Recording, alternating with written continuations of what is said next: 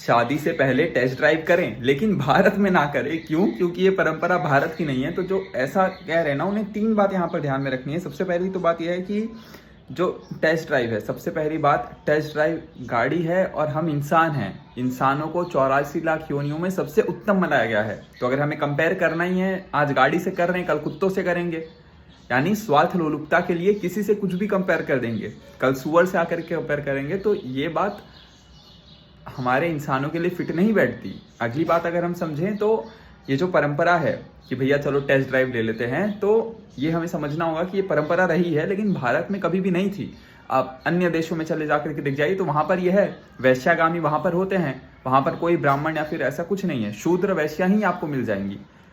तो जो शूद्र और वैश्या वाले देश रहे हैं, आप जानते हैं कैसे उन्होंने खुद के पास कुछ बचा नहीं तो दूसरे देश पर आक्रमण कर दिया। भारत को भी वैसा बनाना है, तो ये बात हमें समझनी है। हमें विकसित एवं विश्व गुरु भारत बनाना है। ये सब हमारे काम की नहीं है। अगर अपनी संस्कृति का ही हम पालन नहीं करेंगे तो कहाँ से हमारी विकसितता आएगी, कहाँ से विश्व गुरुता आएगी।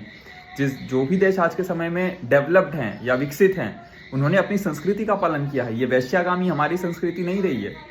टेस्ट ड्राइव करना हमारी संस्कृति नहीं रही है। तीसरी बात टेस्ट ड्राइव में ये भी आती है कि आप कभी भी देखना कि जो टेस्ट ड्राइव वाली गाड़ी रहती है ना, वो टेस्ट ड्राइव ही रह जाती है, वो कुंवारी रह जाती है, बेचारी किसी की हो नहीं पाती, कोई उसको खरीद नहीं पाता, उसको केवल यूज करके सब छोड़ देते हैं।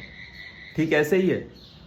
अब आप निर्णय करें कि आपको क्या करना है, आपके इस बारे में क्या विचार है, टिप्पणी भाग में अवश्य बताएं। राधे कृष्ण, जय सिया राम।